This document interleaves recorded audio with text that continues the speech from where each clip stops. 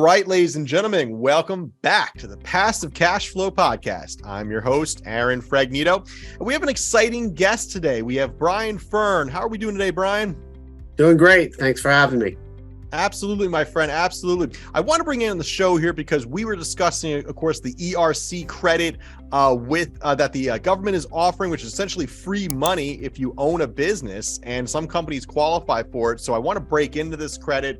What does it mean? How do you qualify? How much money can us business owners possibly get here from the good old U.S. government? And what hoops do we have to jump through to qualify? So, but before we dig into all that, if you give yourself a little introduction, that would be great. Sure. I'm Fern. I'm a CPA, but I don't do taxes. I do help companies improve their bottom line. I like to say that I help companies save money without spending money and ultimately turn a CFO into a profit center. I'm a fractional CFO. I help businesses do different things. Many people know what they are, but a fractional CFO, basically, if you have a bookkeeper or a bookkeeper or a controller in place and you need someone with some gray hair to help out and help understand what's going on in the financials and are looking to improve your bottom line, creating a budget, whatever, that's where I would come in. Okay. Excellent. Yeah, that's a great place to be as well, because there are a lot of companies that aren't quite to the place where they can afford a CFO or it really doesn't make sense to hire one. And it makes a lot of sense sometimes to work with companies like yours that can kind of fill that position as needed and help keep costs down in the company, right? That's exactly right. And it's fun for me because I get to work with different types of companies. Most of my career, I've been in financial services, but I have worked with the entertainment company, worked with an eyeglass company. So I've actually had some more experience on different businesses. I work with a marketing company, an M&A online firm. So it has given me a chance to expand my knowledge and realizing accounting is accounting. And if I could help people understand what's going on in the business, that's what I'm designed to do. That's great. And you also bring in a wealth of knowledge on different grants and different ways to keep your costs down within your business and expand your network. But where we connected really was that ERC credit. So what is ERC? What does it stand for? And why should people care about it?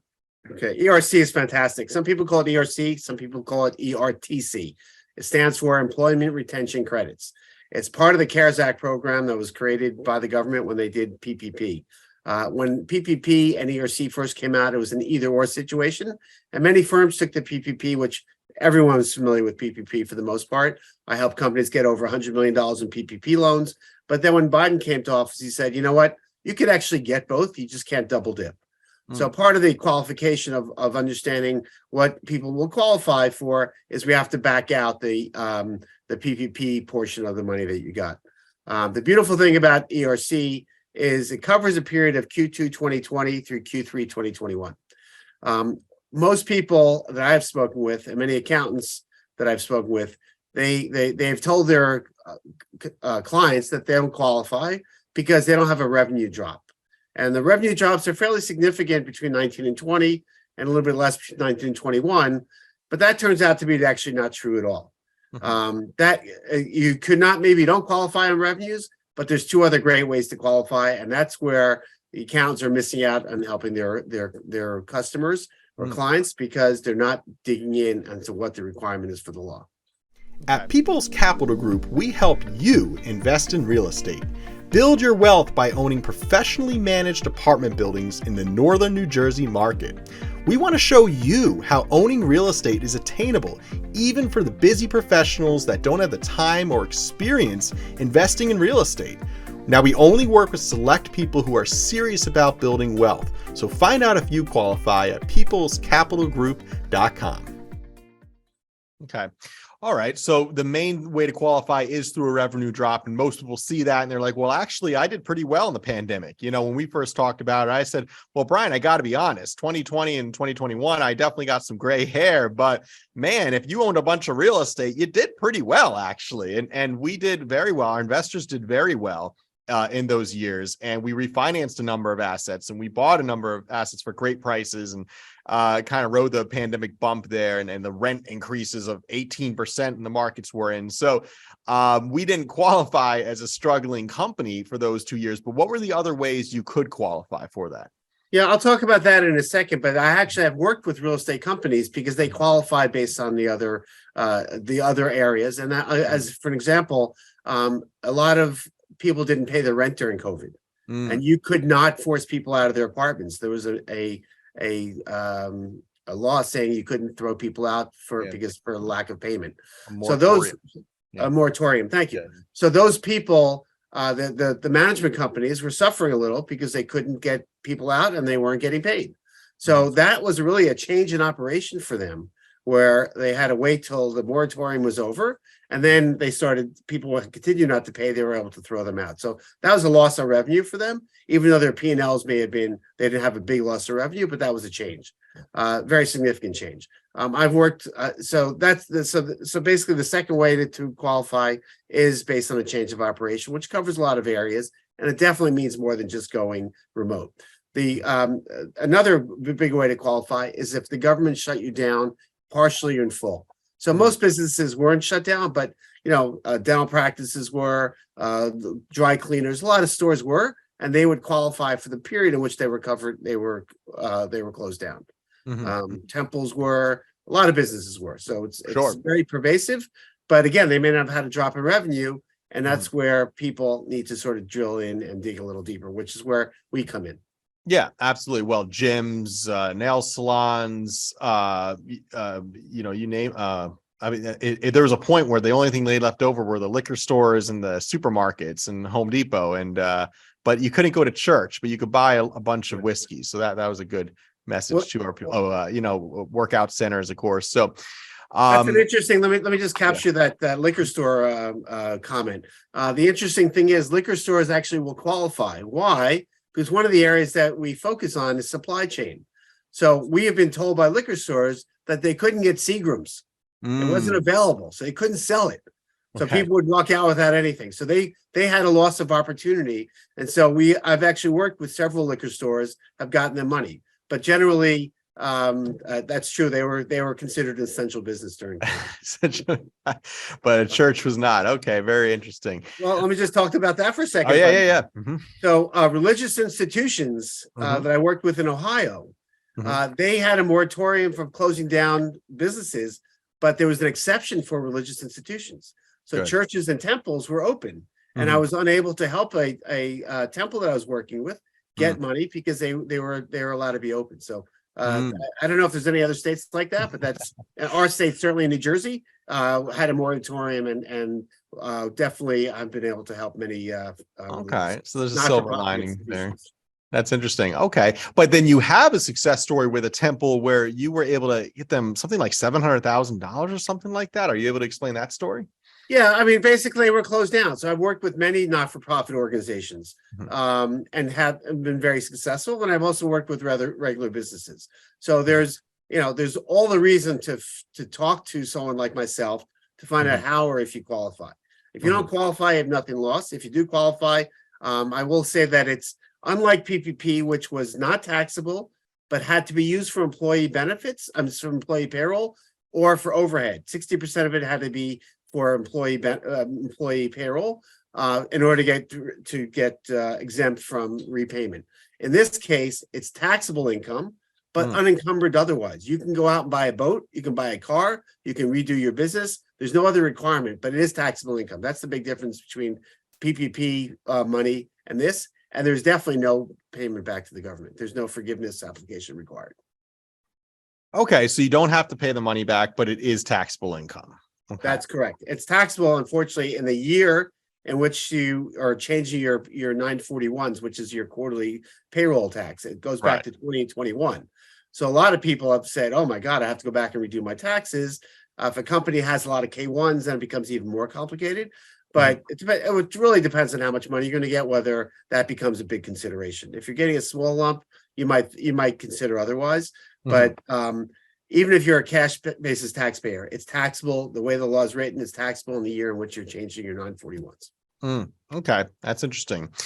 Yeah, well, lucky for me, we pay ourselves through refinance of assets, so our tax burden is extremely low. I usually get money back from the government at the end of the year because I also own other LLCs like the management company that show losses and things like that. So, yeah, definitely a good tax strategy, which is very important to have, especially CPA here on the podcast. So that's interesting. So and then what determines how much money you get then at the end of the day?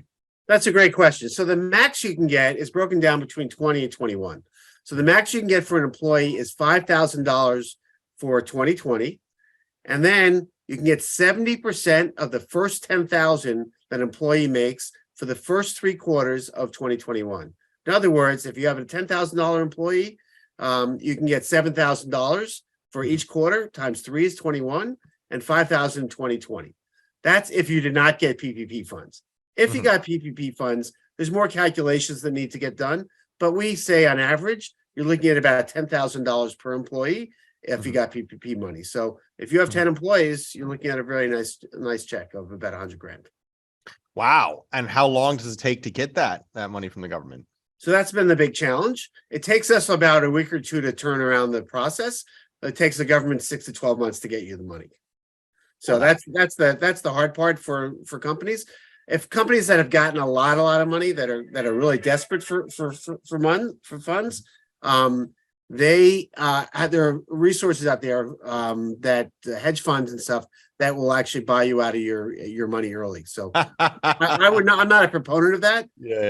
But unless there was companies that really need the money for inventory or that had a bank debt due. And have given in the receivable for it. So that's like those commercials. It's my money and I want it now, right? Exactly. So there are firms that do it. I don't ever suggest my clients do it. I think it's just too onerous. That's interesting. Okay. Wow. Okay. So it depends on the amount of employees you have. You can get up to $10,000 per employee if you took the PPP money. And on the ads I've seen, they say up to $26,000 per employee. I guess that's if you didn't take PPP money. That's right. That was the 5,000 and the 21,000 I talked about. So combined was 26. That's exactly right. Right. But most people got PPP money. So frankly, $10,000 an employee post COVID and part of the CARES Act, it's another windfall for companies. Okay, so why would someone not do this? Only because they don't qualify. The firm I work with, we're very black and white. If you don't qualify, we're not going to work with you. Not to badmouth other firms. I think other firms are less strict, but we have it signed off by a CPA. And we want to know that 100% you qualify. You're very defensible if there's an audit. We think the smaller amounts won't see audits. Larger amounts may see audits. The government is giving away a tremendous amount of money, and I think there should be some controls over it going in the future. But we feel 100% comfortable because the CPA signing it, he doesn't want to lose his license or his reputation, nor do I. So there's really very little reason not to do it if you qualify. Okay. And what I found was one of the challenges for me as well. You do have to file your 20 and 21 taxes. Is that right? That is correct. I mentioned that a bit ago, and that could be a consideration, especially if you have a lot of K-1s that you're issuing from your tax return. Right. Then you're sending out K-1s. Those people need to sort of then do their tax return. So you have to understand what the snowball effect is on it. But it really depends on materiality. If it's a lot of money, I think people would rather go and redo their tax returns if they're going to get more money back, or more money funds. So that's really a personal question that each company needs to make a determination of. Yeah. I also noticed that your service was a little more affordable than the guys you see on the radio and the TV out there as well. So how do the fees work on something like this? Yeah, so thanks for saying that. That's one of the reasons I like the firm I'm working with. Many firms out there are charging 20 to 30%, including some cases upfront fees. We charge 15% for-profit businesses and 12.5% for not-for-profits. And you only have to pay when you get the money. So you're not going to be out of pocket. It's contingency when you get it. Right. We're very comfortable that when we file, you're going to get paid. It's just a matter of when.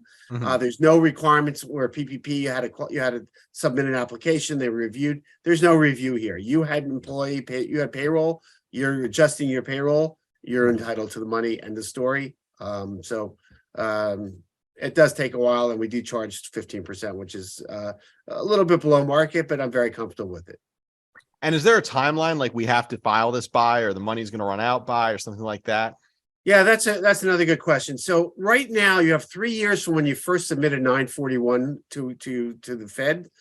So the first period we're talking about here dealing with is Q2 2020.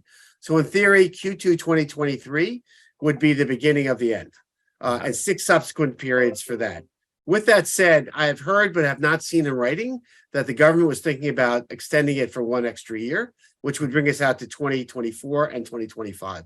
I would tell you, don't wait. If you're thinking about doing it, do it now, because you're still going to have to wait a long time for your money, and don't take the risk that the government's going to make that extension. Okay, interesting. Now, when did this come out? I feel like I'm hearing about it everywhere now. It's kind of like when you talk about a specific car with your buddy or something, and then all of a sudden you see that car on the road all the time. You're really just noticing it. Your brain's picking it up. And now I'm realizing all these different companies I see doing this. And when did this become a possibility? So I think the day was when the CARES Act was May 2020. And at that time, if you hadn't paid your taxes yet, you could actually get a credit right on your taxes and have reduced tax liability. Since we're way past that time, now you'll actually get a check. Usually you get a check for each quarter, so you might even get up to 6 checks or 6 checks from the government. What we have seen is some people have had a smaller amount due for certain quarters, and they got their checks, and the government's still holding on to the bigger amounts. So, by the way, also, if you work with a PEO, you also should be entitled to this money. They're having a very, very difficult time getting the money out of the government, because if the PEOs are really one big employer, and I think made up of a bunch of smaller employers, so they're having a big challenge getting money out of the government at this point. And for our listeners, what does a PEO stand for? Oh, great. Professional Employee Organization. Thank you. Okay. That was for our listeners. Take it for granted. Of course. No, actually, I didn't know what that was either. So that's good to know. Fair enough. Okay. Excellent. Yeah, it's funny when, I have these industry terms, IRR, ARR, COC, cap rate. And we say them so quick to each other in the industry, co-GP or whatever it is. And you realize you're having a conversation with people outside the industry, which I do all the time, people looking to invest in real estate. And I have to work with layman's terms a little bit more, just to explain what we do and make it understandable. But yeah, you get your logo, your lingo is going in your industry. You just kind of let them rip, Well, PEOs are used by many organizations. Okay. Again, professional employee organizations. What happens is, if you're a small company and you want to get healthcare, it's great to leverage the PEOs. Right. So ADP has a program, TriNet has a program, Sequoia, JustWorks. There's all these companies out there that do that. Essentially, you're leveraging their platform to get health benefits. They do your payroll. There's a decent amount of money that you're paying to per month per employee for that. So I'm not a big supporter of PEOs, but in a place where you have a small firm and want to offer healthcare benefits, it is a good option.